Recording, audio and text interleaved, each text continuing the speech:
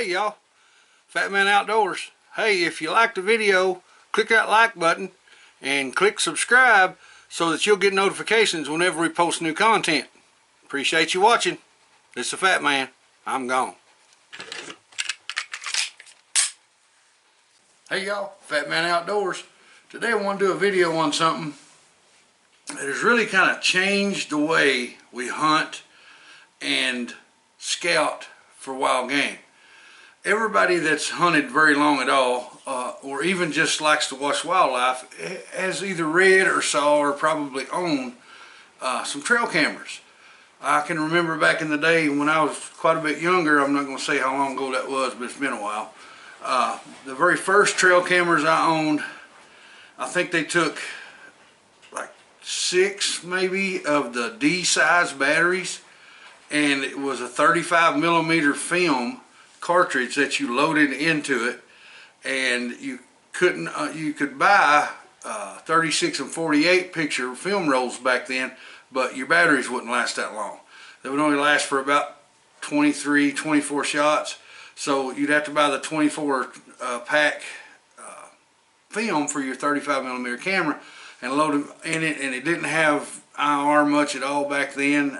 If you got anything that was IR, it was crazy expensive.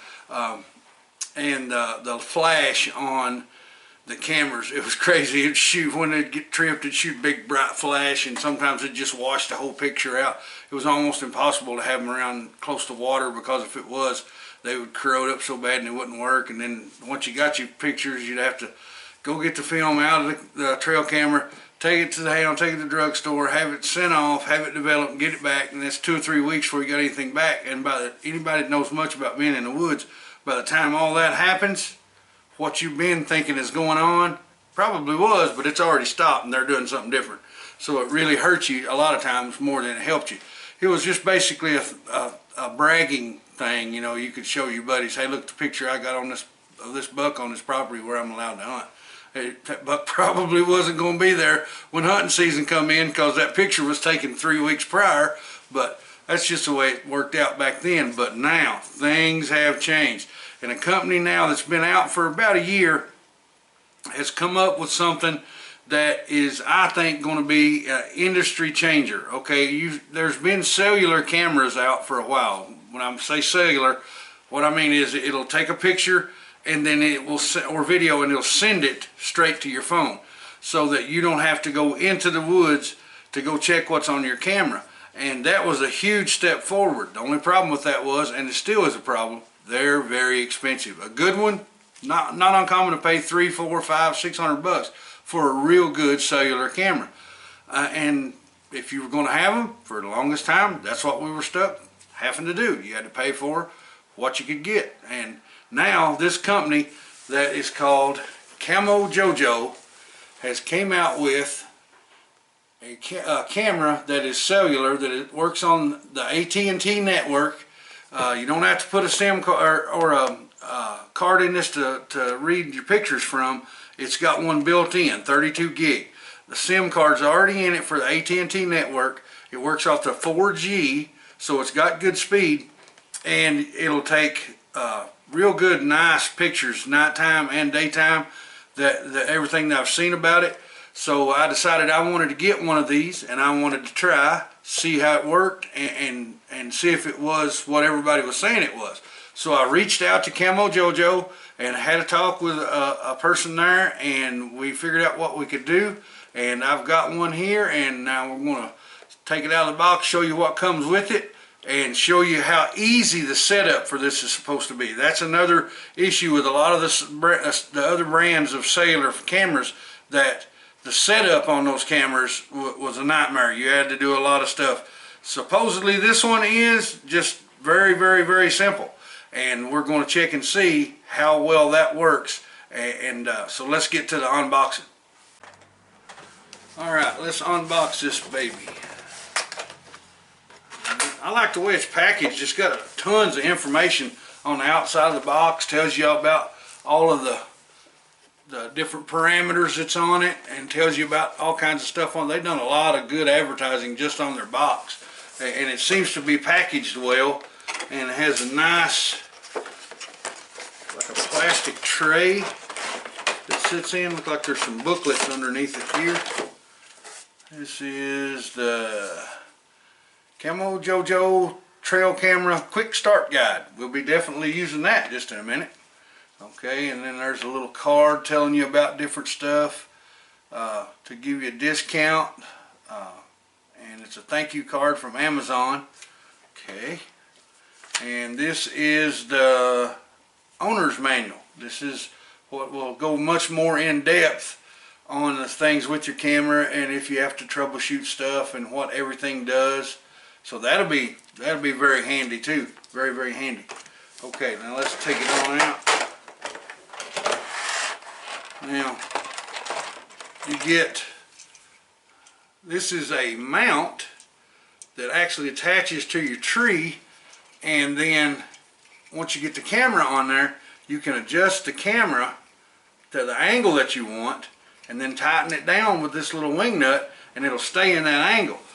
That's a really good thing. I don't know why every trail camera company isn't doing this, because what this does is it allows you to not have to stick sticks behind your camera and all that kind of stuff to get the angle just right. And you can put it up high to get it away from where people can see it, or maybe they can even get to it, and still be able to tilt it enough without any trouble to get the pictures taken in the area where you want it. That's cool. That's a really nice little feature that they give you with this, and it comes included. It looks like you get a pretty nice strap. Oh, and I like the way this has got the alligator clip style clips for the, and that's a really strong spring on that, so it'll hold good, and these are easy to get loose. If you've got the ones that's got the buckle that you run it up and down and through everything and then you have to pull it to tighten it, they tighten up good, but man, sometimes they're really hard to get off, especially in the wintertime if they've been wet and then it's cold and they're froze. You almost have to cut them down off the tree sometimes. That's really neat. You can just push down on that and take it right out. I like that. That's nice. Got a couple of cables down in here. Looks like you got a USB cable. Let's see what kind of ends it has on it. Okay, one end is a USB-C and one end is just a standard USB. So I'm going to say that's probably that if you want to download the pictures that are on it, you know, onto your laptop or something, that you can take everything off before you format it off or something. I'm not 100% sure. We'll look into that, but that's a nice cable. I like it that it's got the USB ends on it. And this is another USB cable that looks like it's going to be for some universal fit cables that if you can get maybe for a solar charger and stuff like that to plug those up, and we'll check that out. Alright, now let's get to the camera. Again, it's got a really nice little plastic tray so that when you're not using your camera, I'm going to probably use mine 365. They'll go in the woods and won't come back out unless something's happened or something like that, but I don't plan on ever taking mine out of the woods. Maybe go to them every now and then and wipe them off and clean the PIR and the camera lens off, but more than likely mine's going to stay in the woods as long as I've got them. So, but that tray will be handy if it's not, if you're going to take it out. Now let's see, you got a big PRI screen. Looks like you got a pretty wide lens in there. Now this is what you might think is the solar charger, but it's not. And this is something I really liked. Some of the other cellular cameras that I've had, they have the screw-on antenna that sticks up about this far, that's rubber coated. Squirrels and raccoons and stuff love to chew on those, and they love to knock them off. Or if they're the ones that screw in and then they swivel, they'll mess with them and pull them down, and next thing you know, you got one that's sticking straight down to the ground and you're not getting as good a cell service. This is the actual antenna, and you can see it folds up. But the cool thing about it is, if you got it all the way up, it's going to be a lot harder for squirrels and critters to try to stand on top of your camera. There's nothing really they're going to chew on there. That's hard plastic, nothing soft rubber. So that's pretty neat. Now on the back of the camera, you got places you can run your strap through, to where you can strap it to the mount or directly to the tree. but you've also got these holes right here where you could use a Python cable if you wanted to put a secure lock on it to keep anybody from being able to bother your camera that way, which if you're on public land, I recommend that 100%. And on public land, I've lost a lot of cameras, you know, and not in a very long time. Just leave them out 7 or 8, maybe 10 days, come back, they're gone. You know, if you don't get them up real high or you ain't got them locked to the tree. And also that'll help a whole lot that if you have animals, say like a black bear or something comes up and he's going to mess with your camera, he may pop that strap off. But if you've got one of those Python cables or a secure lock on there, he's not going to drag your camera off. It'll still be hanging on the tree. It may have a few new trophy teeth marks in it, but it'll still be there. Also on it is something pretty neat. It's got the 1/4 20 places here that you can attach it to different kinds of mounts. There's one on the bottom and one on the back. So if you want to get different kinds of angles, I would say those are probably going to be more something you would use in a security thing, that if you was using the cameras for security, because a lot of people do. But that's pretty neat that it's got one on the back and one on the bottom. I really like that. Now let's open it up. Alright, now when you open it up, it's pretty simple in here. You just got your stuff, the lights here, one for your signal, one for your battery strength, one for, I'm not 100% sure what that little emblem is for. I'm thinking it's probably for the connectivity to your device, because it's just got like a little person there, so I'm sure that's what that's probably for. Now I don't know if you guys can see that right there where it says NFC. Now what NFC is near field communication. Now if you're one of the old guys like me and you don't do a lot of electronic stuff and you don't know about a lot of that stuff, if you've ever seen one of the young folks in the store in front of you and they just take their phone or their credit card and touch it to the little credit card machine and it rings them up and they're out and gone, that's what that is. That's NFC, near field communication. It means that the device that's communicating with that other device has to be within about an inch. We can just tap their phone if we have the NFC technology on your phone, tap it to the trail camera and it will automatically pair with the trail camera to your phone, so it's a lot easier to do the setup. We're going to check that out here in a few minutes too. Then the only other button in here that I see is just power button. You just push it and turn it on.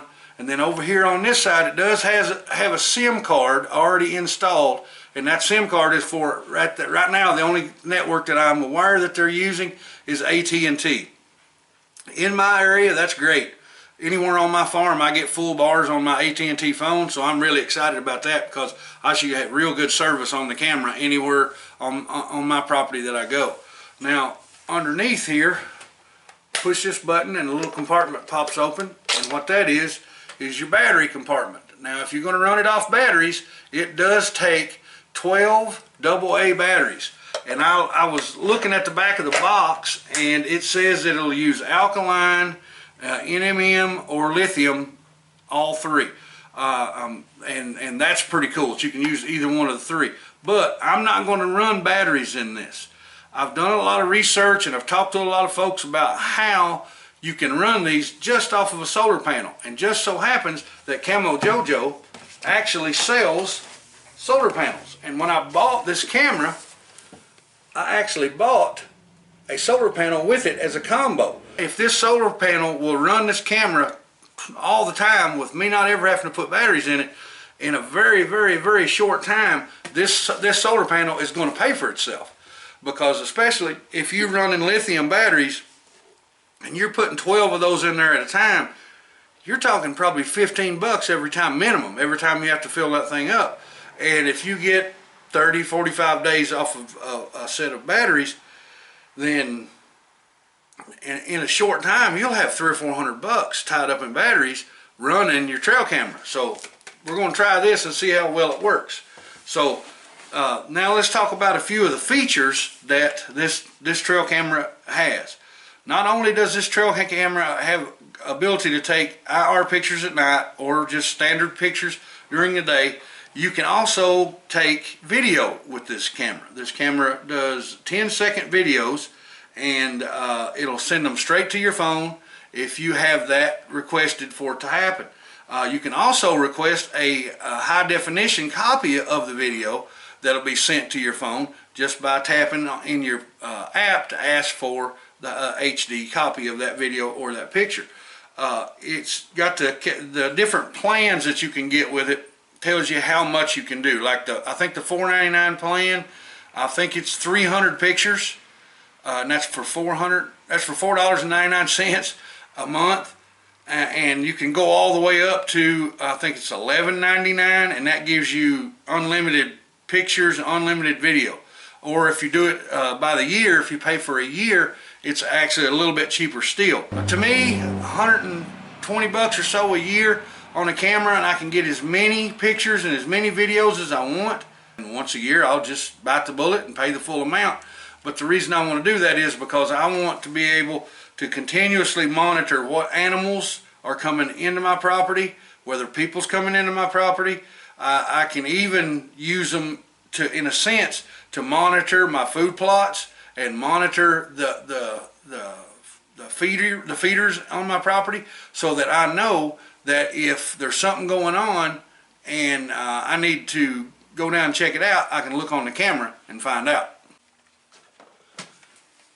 All right, let's get the solar pack unpacked here and get it hooked up and see how that works. Let's see what all comes with that. That's a pretty nice size solar panel. I'm going to say it's probably 6 by 8. Pretty good size solar panel. And it has also some literature that comes with it, and a big mounting bracket where you can put it on a tree. And this one's pretty neat. It's got adjustment that way and adjustment that way, so you can get the angle just right. You want hook these solar panels up to where they're aiming to the south. You want the maximum amount of sunlight you can get, and when you face them to the south, that'll be what you'll be getting. Now inside of here, we've also got some stuff inside a bag. Let's see what all we got. Man, they send you a lot of goodies with these things, and I'm gonna talk to you about what makes that pretty cool here just in a minute. There's a cable. Looks like it's USB on one end and the small plug on the other end, round plug. I'm gonna bet that's the charger plug for when you got it plugged into the wall, so that if you want to charge your solar pack before you take it into the field, so it's already starting on a full pack. That's what I did. Now it's got another cord here that I'm going to say that's probably just a short cord you can use to hook the solar panel up to your trail camera or the device you're going to run it from.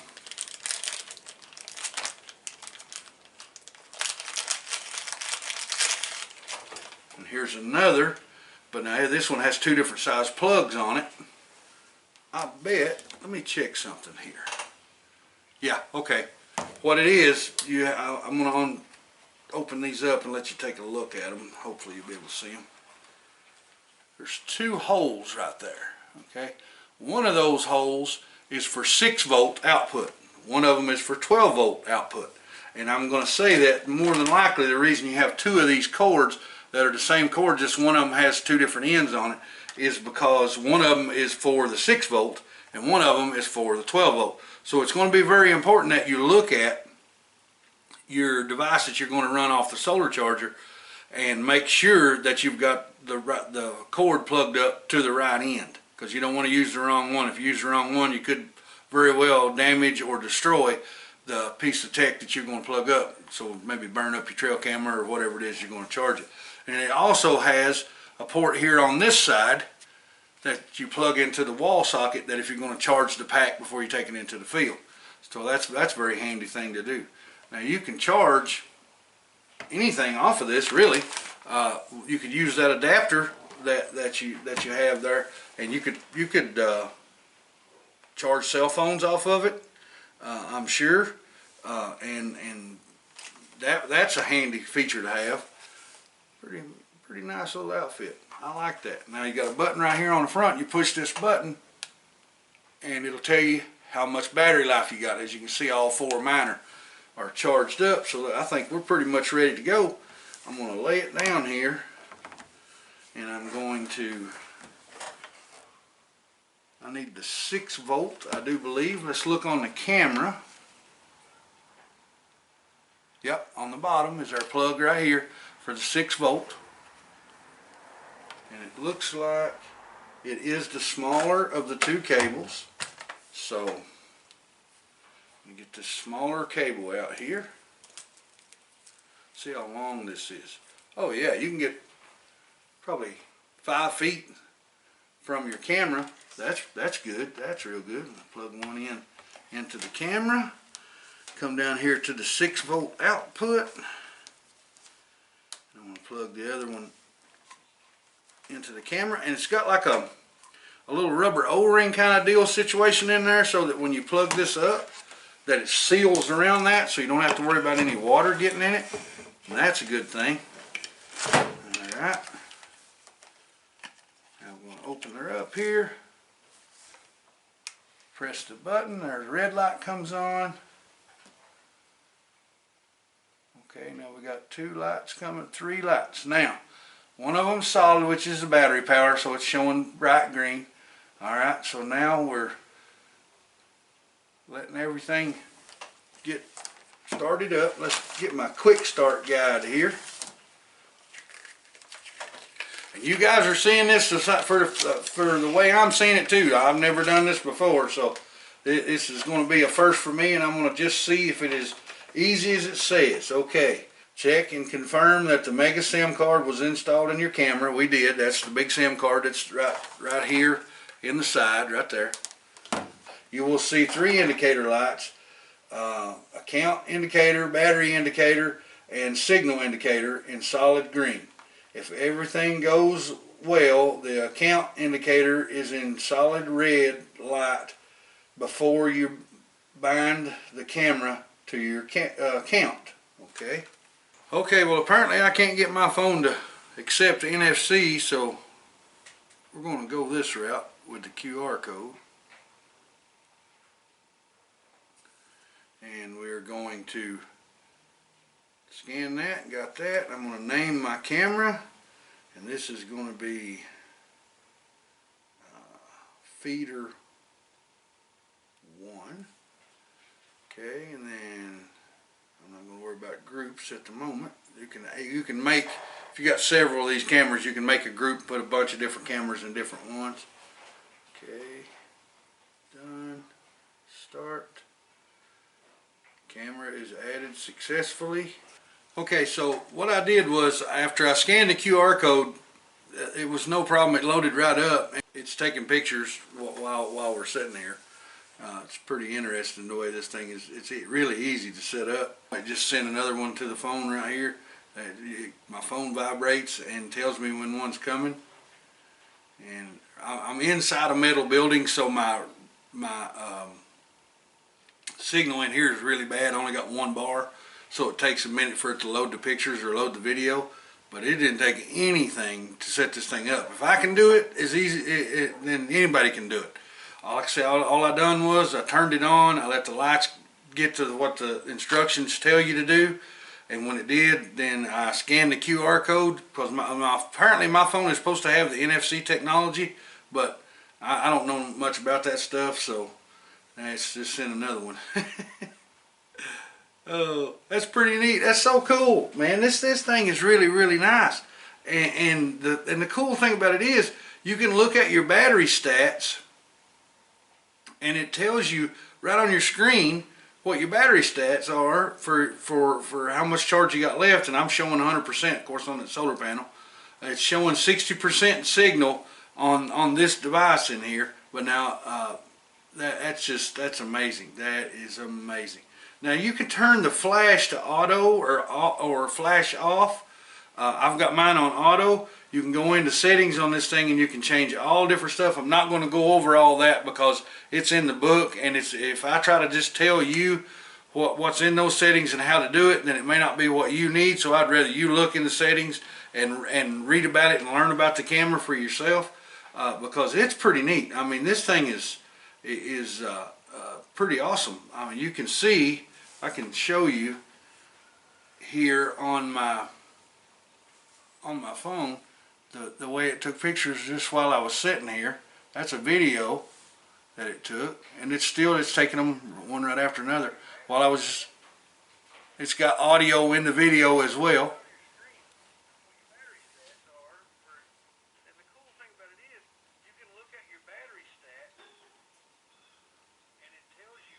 That's pretty neat that it does that. I like that because a lot of times audio is important for you in identifying wildlife. Like a bobcat, you know, a female bobcat and a male bobcat makes two different sounds. You know, you may see a bobcat in your screen, but not know what sex it is. And this thing is going. It's taking pictures of me like crazy just sitting here. This is really cool. I like this, and it actually does IR stuff as well. And I pulled it back from the light a minute ago, and that way it would pick up through the IR system, and that was pretty neat. It showed, there's a little clip of the video. Of course, now I'm whited out real bad by this overhead light I've got here, but that worked well, and it's really cool. I mean, really neat that it takes real good pictures. I mean, look at the clarity of that picture. Alright guys, this thing was really simple to set up. The instructions are really easy to understand. Now my phone supposedly has got the NFC technology. I didn't try to use it.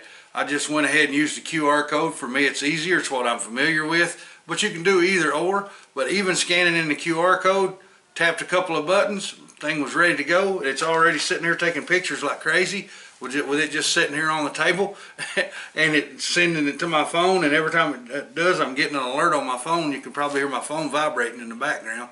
But it's real simple, real simple to do.